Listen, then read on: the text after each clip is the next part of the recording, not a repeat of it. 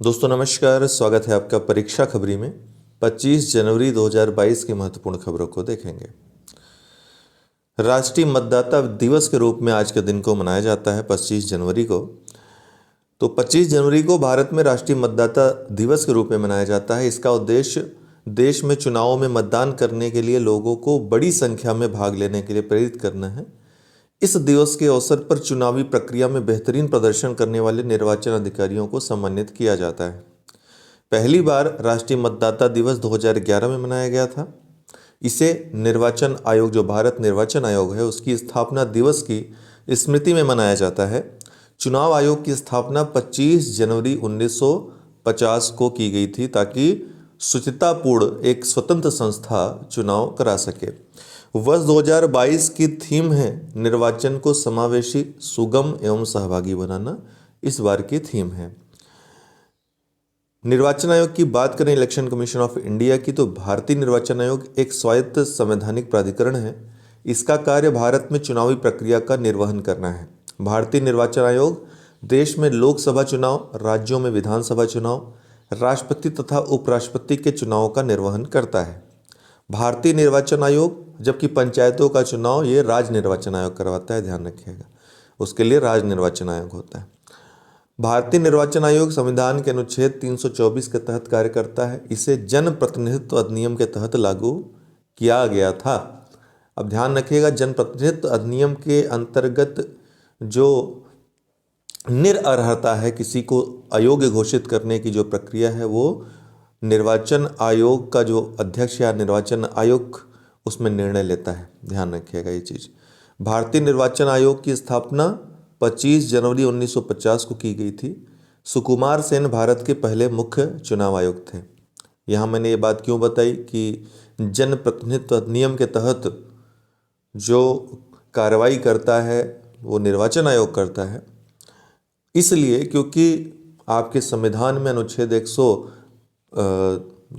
102 में प्रक्रिया दी गई है। अनुच्छेद 102 में सदस्यों के निर्भरता की, उसमें जो प्रावधान किए गए हैं, या दल बदल जो कानून बना है उसके तहत जो प्रावधान है निर्भर घोषित करने का, वो अधिकार लोकसभा अध्यक्ष को है या राज्यसभा के सभापति को है। ठीक है, तो दोनों में अंतर आपको। 2021 आईसीसी पुरस्कारों के विजेताओं की घोषणा कर दी गई है। आईसीसी द्वारा हर वर्ष क्रिकेटर ऑफ द ईयर, किसी विशेष क्षेत्र खेल जो आपका क्रिकेट है उसके कई संस्करण हैं, उन संस्करणों में महिला और पुरुष क्रिकेटरों को दिया जाता है।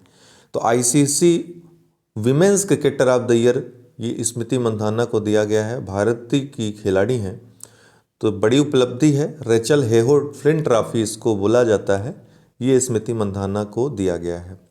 तो आईसीसी महिला क्रिकेटर ऑफ द ईयर कौन बनी है? स्मृति मंधाना। आईसीसी पुरुष क्रिकेटर ऑफ द ईयर कौन बने हैं? मोहम्मद रिजवान बने हैं, पाकिस्तान के हैं क्रिकेटर। आईसीसी विमेंस महिला T20 cricketer of the year Tammy Beaumont, England की, इनको दिया गया। आईसीसी पुरुष emerging cricketer of the year Janneman Malan, दक्षिण अफ्रीका के, इन्होंने जीता है। आईसीसी इमर्जिंग विमेंस क्रिकेटर ये फातिमा सना है, पाकिस्तान की, इन्होंने जीता है महिलाओं में। आईसीसी मेंस पुरुष ODI cricketer, one day cricketer of the year Babar Azam, Pakistan को दिया गया है। आईसीसी महिला one day cricketer of the year Lizelle Lee, दक्षिण अफ्रीका ने जीता है। आईसीसी पुरुष test cricketer of the year कौन बना है? जो रूट, इंग्लैंड के हैं, ये बने हैं।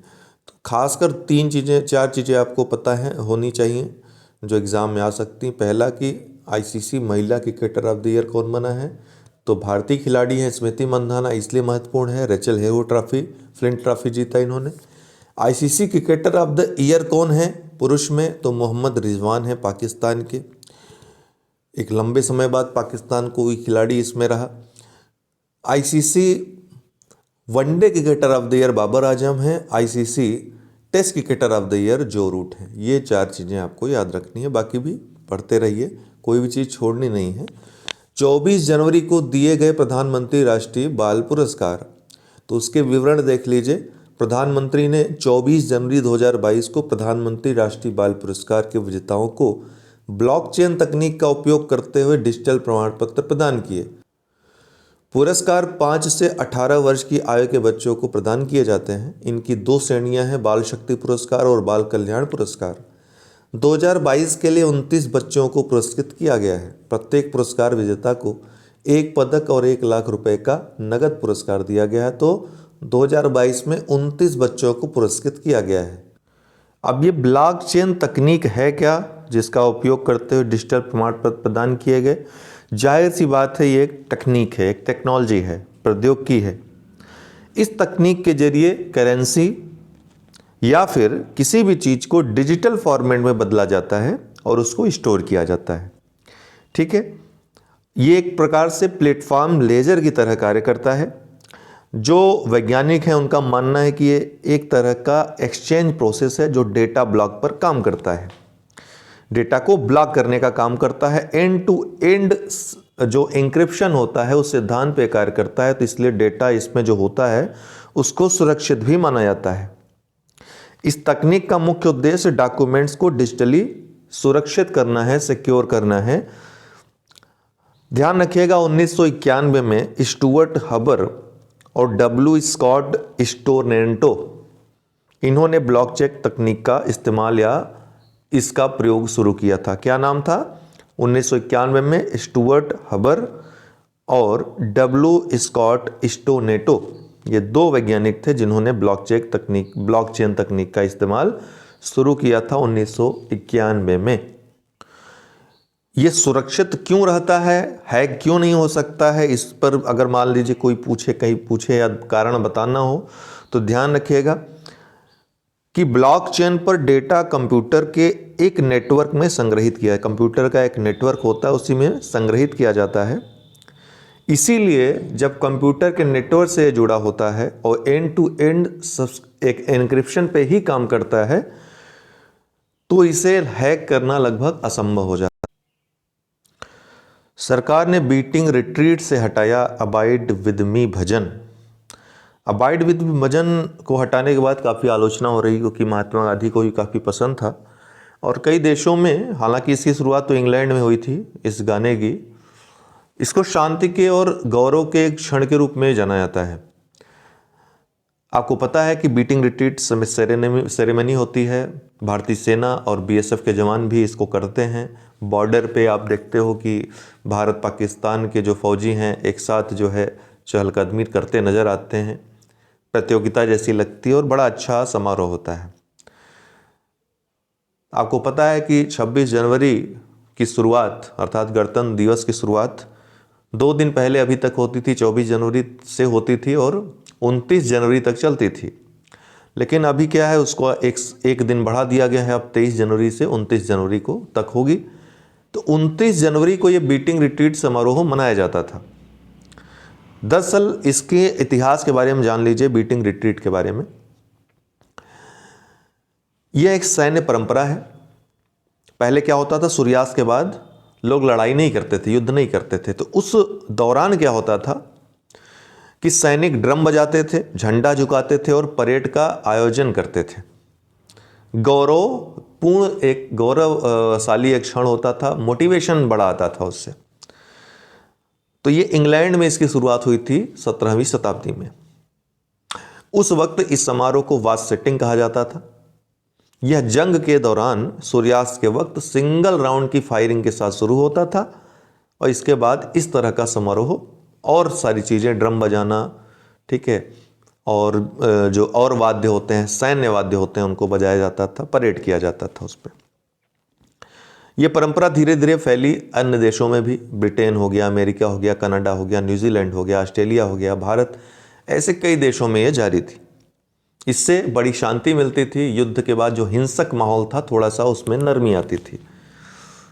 भारत के रक्षा मंत्रालय के अनुसार अगर बात की जाए, भारत के रक्षा मंत्रालय की, तो बीटिंग रिट्रीट समारोह राष्ट्रीय गर्व के रूप में उभरा है। लोगों ने काफ़ी इसको देखने में रुचि दिखाई है। कई लोग जाकर के सामने से देखते थे इसे।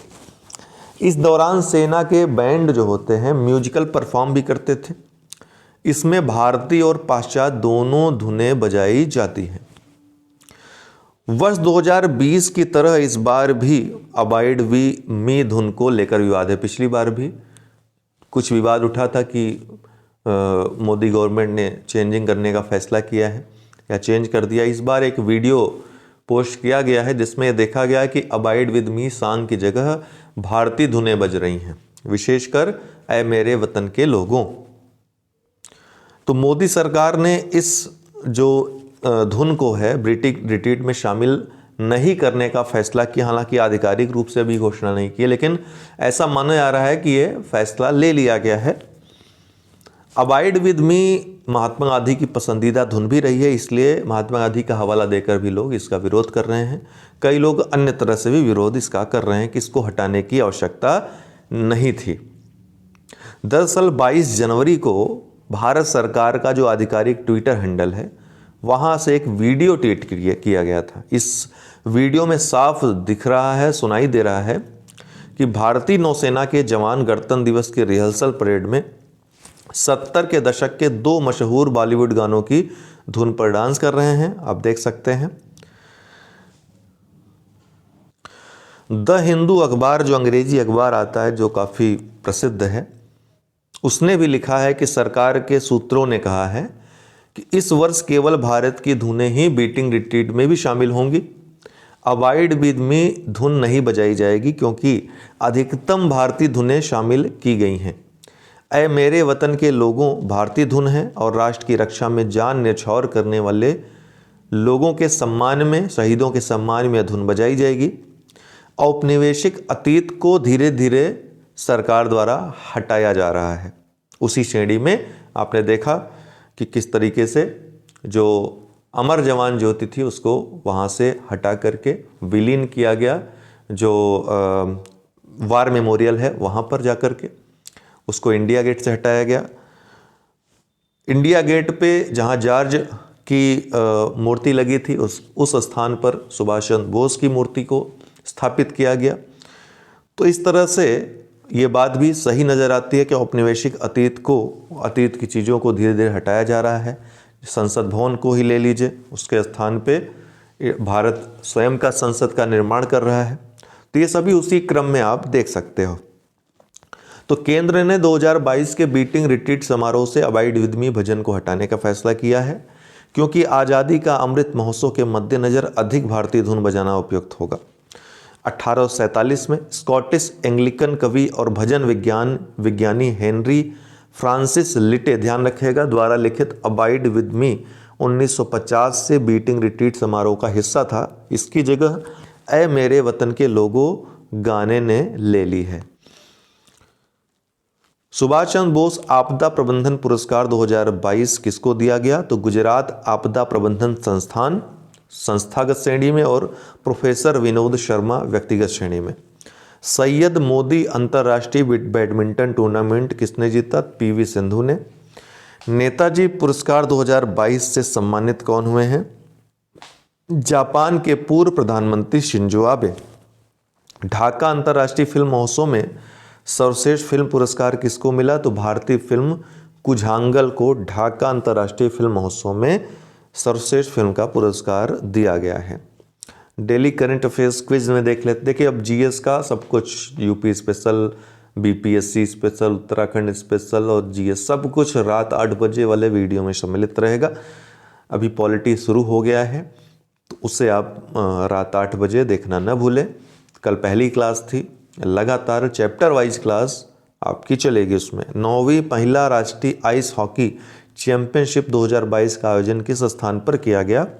तो लाहौल और स्पीति में किया गया है। ठीक है, तो हिमाचल प्रदेश के लाहौल स्पीति जिले में आइस स्केटिंग रिंग काजा में 9वीं महिला राष्ट्रीय आइस हॉकी चैंपियनशिप 2022 का उद्घाटन 12,000 फीट की ऊंचाई पर हुआ। कॉलरवाली के नाम से प्रसिद्ध भारतीय बाघिन का किस टाइगर रिजर्व में निधन हो गया? तो ये पेंच टाइगर रिजर्व में निधन हुआ है। पेंच जो टाइगर रिजर्व है कहाँ पर है? मध्य प्रदेश में है। ठीक है, तो भारत की सुपर मॉम बाघिन जिसे कॉलरवाली के नाम से जाना जाता है का वृद्धावस्था के कारण मध्य प्रदेश के पेंच टाइगर रिजर्व में निधन हो गया। World employment and social outlook trends 2022 report किस संगठन द्वारा जारी की गई है? तो ILO के द्वारा जारी की गई है। कल हमने इसके बारे में पढ़ा। प्रतिभूति बाजार की बुनियादी अवधारणाओं के बारे में जागरूकता पैदा करने के लिए सेबी द्वारा निवेशक शिक्षा पर शुरू किए गए ऐप का नाम बताइए। तो ये ऐप है सारथी ऐप। ठीक, सारथी ऐप। AFC महिला एशियाई कप 2022 फुटबॉल टूर्नामेंट किस देश में आयोजित किया जाएगा? तो ये भारत में आयोजित किया जाएगा। भारत फुटबॉल AFC महिला एशियाई कप भारत 20वें संस्करण की मेजबानी कर रहा है। यह टूर्नामेंट मुंबई, नवी मुंबई और पुणे में आयोजित होगा। World employment and social outlook trends 2022 report के अनुसार 2022 में वैश्विक बेरोजगारी का स्तर क्या अनुमानित है? कितने बेरोजगार हैं विश्व में? तो 207 मिलियन। परसों हमने चर्चा की थी इस पे।